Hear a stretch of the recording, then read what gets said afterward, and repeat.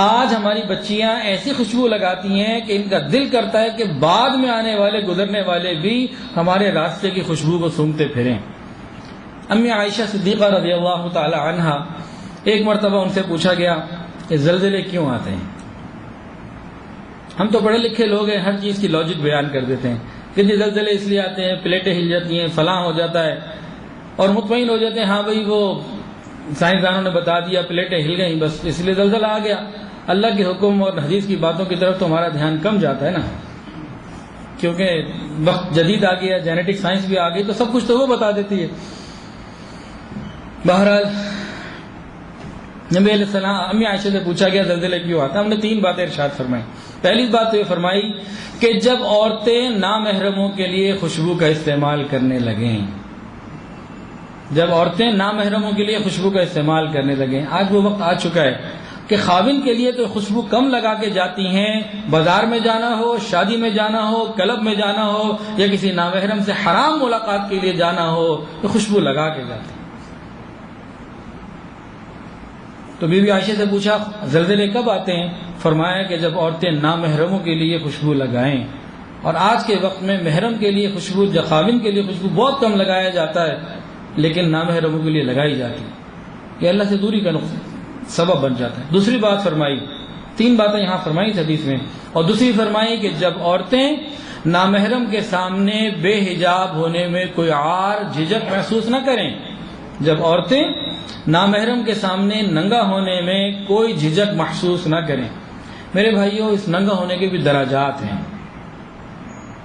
اس کے مختلف درجات علماء نے لکھے ہیں۔ پہلا درجہ تو یہ ہے کہ چہرے کا ننگا کرنا، کہ باقی تو آپ نے برقع پہن لیا لیکن چہرہ ابھی ڈھکا ہوا ہے۔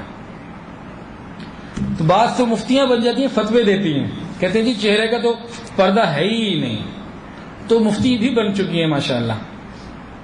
ذرا ان سے ایک بات تو پوچھیں مفتیہ سے، احرام آپ لوگوں میں سے کچھ ہوں گے جنہوں نے حج عمرہ کیا ہوگا، اور کچھ نے ایسا بھی کیا ہوگا کہ ان کی والدہ یا بہن یا اہلیہ ساتھ ہوں گی۔ تو احرام کی حالت میں کیا حکم ہے عورت کے لیے؟ کسی کو علم ہو تو ذرا بتائے چہرے کے بارے میں۔ احرام کی حالت میں عورت کے لیے کیا حکم ہے؟ چہرے پہ کپڑا لگے یا نہ لگے؟ نہ لگے نا۔ اچھا، یہ شریعت نے کیوں حکم دیا؟ احرام کی حالت میں بتا رہے ہیں کہ چہرے پہ کپڑا نہ لگے، پہلے تھا تو اب نہ لگے نا، اگر پہلے بھی نہیں تھا تو اب نہ لگنے کا تصور کیا ہے، یہ سمجھا دیں۔ بھائی شریعت نے کہا کہ عورت جب احرام کا ارادہ کرے، نیت کر لے، تو اب اس کے چہرے کے اوپر کپڑا نہ لگے۔ اس کا کیا مطلب ہے؟ پہلے تھا، ورنہ جب پہلے بھی نہیں تھا تو دوبارہ کہنے کی کیا ضرورت تھی؟ اچھا، اس کا یہ مطلب بھی نہیں ہے کہ انسان عمرے اور حج پہ چلا جائے اور پھر چہرے کا پردہ نہ کرے۔ بی بی عائشہ فرماتی ہیں کہ ہم نبی علیہ السلام کے ساتھ احرام کی حالت میں تھے، اور ہم نے ایک چھجا سا، جیسے ہیڈ سمجھ لیجئے، اس سے آگے کپڑا یوں ڈھک کے تھوڑا سا آگے ہو گیا اور کپڑا پورا نیچے آ گیا تاکہ چہرہ پورا فیس کور ہو جائے۔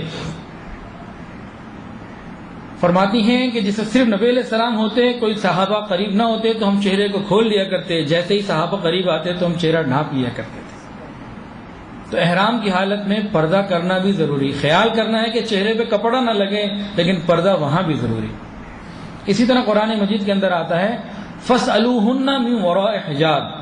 صحابہ سے فرمایا کہ جب امہات المومنین سے یا جب کوئی بھی کسی کے گھر میں کسی سے لینا دینا ہو، فرمایا فَاسْأَلُوهُنَّ مِنْ وَرَاءِ حِجَابٍ، کہ تم پردے کے پیچھے سے لین دین کیا کرو۔ دودھ والا آ گیا، کوئی سبزی والا آ گیا، کوئی اور معاملہ، تو فرمایا کہ پردے کے پیچھے سے لین دین کرو۔ اگر چہرے کا پردہ نہیں ہے تو قرآن میں اس کا کیا مطلب ہے؟ تو اللہ کے حکم کو مان لینے کی ضرورت ہے۔ اور بی بی عائشہ کی ایک عمل اور بھی بتا دوں۔ ایک مرتبہ نا بی بی عائشہ نے بتایا کہ نبی علیہ السلام کی جب تدفین میرے گھر میں ہوئی تو میں اپنے گھر میں اسی طرح رہتی جیسے پہلے رہتی تھی، کیونکہ شوہر ہے۔ پھر صدیق اکبر رضی اللہ عنہ کی تدفین بھی ہو گئی تو میں اسی طرح رہی کہ وہ والد ہیں۔ پھر فرماتی ہیں کہ فاروق اعظم رضی اللہ عنہ کی قبر بھی میرے گھر میں جب بنی تو اللہ کی قسم میں جب ادھر جاتی گھر کے اس حصے میں تو پردہ کر کے جاتی، چہرہ ڈھانپ کے جاتی۔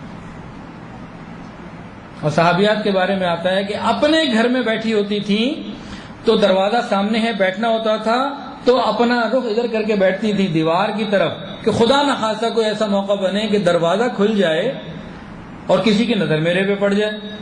تو اپنے گھر بیٹھی عورت بھی اپنے گھر کے اندر بند دروازے میں بھی دروازے کی طرف رک کر کے نہیں پیچھے کر کے بیٹھتی تھی کہ کوئی ایسی پوزیشن نہ بن جائے، اتنا خیال ہوتا تھا۔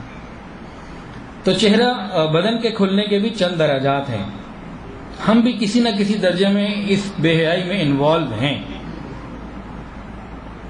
تو ایک تو ہے چہرے کا کھلا رکھنا، اس کے بعد برقع ہی نہ پہننا، دوپٹہ رکھ لینا، پھر دوپٹہ بھی آج کل مشکل ہو گیا، پھر سینہ کھل گیا، اور اب تو جناب پہلے تو یہ سینے چھوٹی ہوتی تھی، اب تو سلیو لیس ہی کام شروع ہو گیا، سین کی ضرورت ہی ختم ہو گئی، معاملہ آگے پھیلتا ہی چلا جا رہا ہے۔ تو کیوں زلزلہ آتے ہیں؟ فرمایا کہ جب عورت نامحرم کے سامنے بے حجاب ہونے میں جھجک نہ کرے، اور تیسری بات ارشاد فرمائی جب شراب اور موسیقی عام ہو جائے تو اس وقت پھر زلزلوں کا انتظار کرو۔ اور ایک اور صحابی ہیں عبداللہ رضی اللہ تعالیٰ، غالباً عبداللہ ابن عباس فرماتے ہیں، وہی ہیں عبداللہ ابن عباس رضی اللہ تعالیٰ عنہما، کہ جس وقت کسی قوم میں سود عام ہو جائے اور شراب عام ہو جائے، سود اور زنا عام ہو جائے، اس وقت یہ قوم اللہ کے عذاب کو اپنے اوپر حلال کر لیتی، یعنی دعوت دے رہی ہوتی ہے کہ اب اللہ کا عذاب آئے ہمارے اوپر کہ ہم نے یہ کام کیا ہے۔ تو بہرحال عورتوں کو بتایا کہ ایسی خوشبو استعمال کریں جن کا رنگ زیادہ ہو اور فقط محرم تک پہنچے، خاوند کے لیے لگائیں، بڑھیا سے بڑھیا لگائیں، جتنی مرضی ہو، کوئی مسئلہ نہیں، سنت ہے، ثواب ملے گا۔ نامحرم کے لیے لگانا یہ جہنم میں جانے کی ذریعہ بن جائے گا۔ اور حدیث دوبارہ سن لیجئے، نسائی شریف اور بہقی کے اندر یہ بات آتی ہے، حضرت ابو موسیٰ اشعری رضی اللہ عنہ فرماتے ہیں کہ رسول اللہ صلی اللہ علیہ وسلم نے ارشاد فرمایا، جو عورت خوشبو لگائے اور لوگوں پر گزرے کہ لوگ اس کی خوشبو کو محسوس کریں، فرمایا کہ یہ عورت زانیہ ہے، اور جو آنکھ اس کو دیکھے گی وہ زناکار ہوگی۔